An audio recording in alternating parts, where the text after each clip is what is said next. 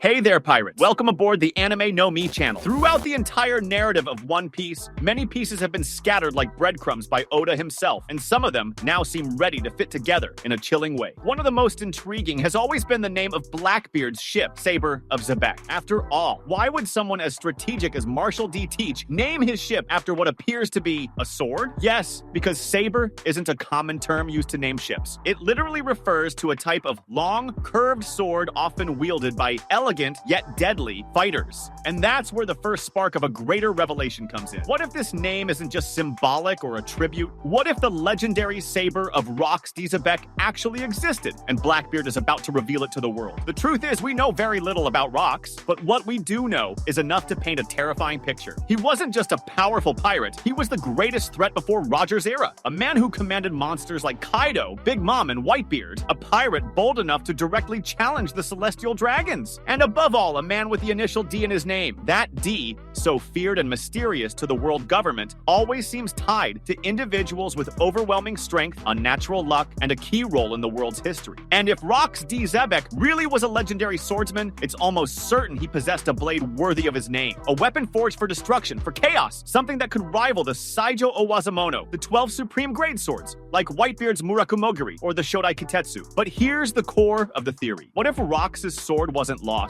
What if it was hidden, sealed away, or kept safe by someone until Blackbeard found it? It makes perfect sense. Blackbeard is obsessed with history. He's one of the few characters who truly studies the past, the legends, the devil fruits, the forgotten secrets. He knows what he's looking for, and it's possible that while following clues about Rox, the man whose legacy he seeks to revive, he made his way to the ruins of God Valley or other lost sites, searching for that weapon. And once he finally found it, he honored the Dark Pirate King by naming his ship after the sword, Saber of Xebec. In that case, the ship wouldn't just be a means of transport, it would be a floating altar to the dark power Blackbeard intends to inherit. The presence of Xebec in the ship's name is a clear sign that Teach doesn't just want to continue Rock's legacy, he wants to surpass it. And by carrying his predecessor's saber, he's declaring to the world that he's ready to bring true war, true darkness. Now imagine the narrative impact of that. In the middle of the final war, as all sides collide, the government, the revolutionaries, the Straw Hats, the Navy, Emu, Blackbeard appears wielding a weapon that's not just powerful, but historical. A black sword cloaked in armament haki as thick as shadow, inscribed with ancient markings, with a presence so heavy, even the air around it seems to hold its breath. Maybe the sword even has a name of its own, like Kurai no Kozui, the Dark Flood, or Yami no Taizan, Mountain of Shadows. And in that moment, the world would recognize the throne of Rox is no longer empty. It has been claimed, not by blood, but by conquest. But there's more. Emu themselves might know about the existence of this sword, and perhaps that's the real reason why the world government fears Blackbeard so deeply. Not just because of his two devil fruits, not just because of his growing army, but because deep down, he's the living shadow of the Rox era, rising again before their very eyes, and no one has the strength to stop him.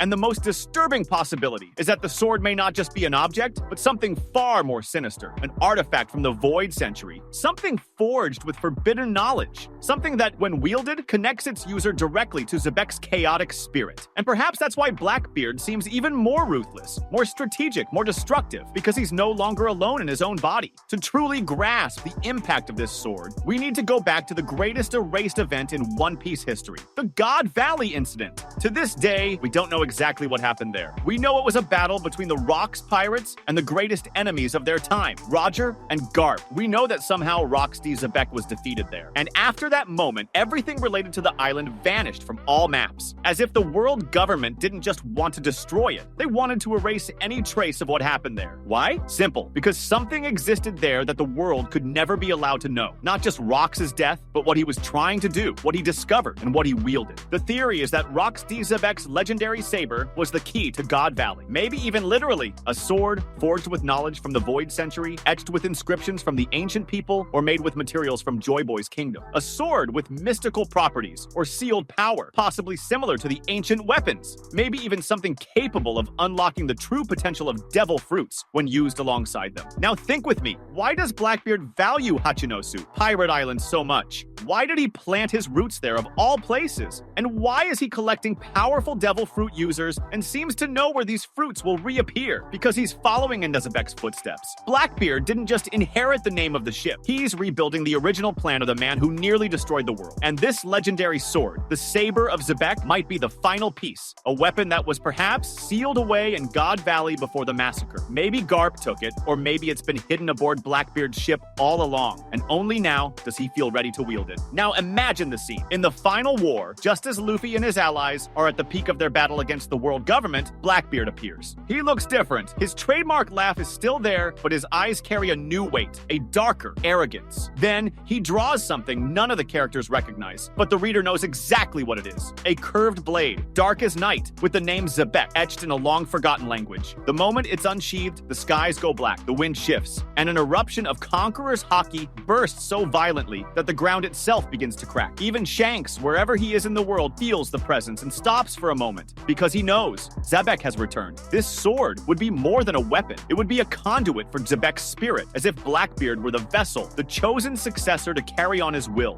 Maybe that's why Teach never sleeps. Maybe that's why he survived the Yami Yami no Mi without being torn apart. Maybe it's because he's no longer just one soul, but two. He and Xebec sharing the same body. And here's the most symbolic part. The sword has the power to cut the world in two ways, physically and ideologically. While Luffy represents rebirth, freedom, and a new era, Blackbeard, with Xebec's saber in hand, represents the past, chaos, and total destruction. This revelation would bring something even deeper to the world of One Piece. A legendary blade to rival even Enma or the Shodai Katetsu, but with a crushing historical weight. The sword that once brought the world to the brink of collapse, and now, in Blackbeard's hands, could do it again. And there's more! In the mythology of One Piece, names carry weight. Whitebeard had his legendary Basento. Mihawk has Yoru. Zoro seeks the title of the world's greatest swordsman. The emergence of Xebec's Saber introduces a new kind of rivalry, not just for the title of Pirate King, but a rivalry of legacies. Rox wanted to destroy the world. Blackbeard wants to rebuild it in his own image, and with this sword in hand, he has all the tools to do it. But the question is, who's going to stop him? That was today's content. We hope you liked it and want to share your opinion on the subject. Don't forget to share the video, give it a thumbs up, and I'll see you in the next video. Take care and stay amazing.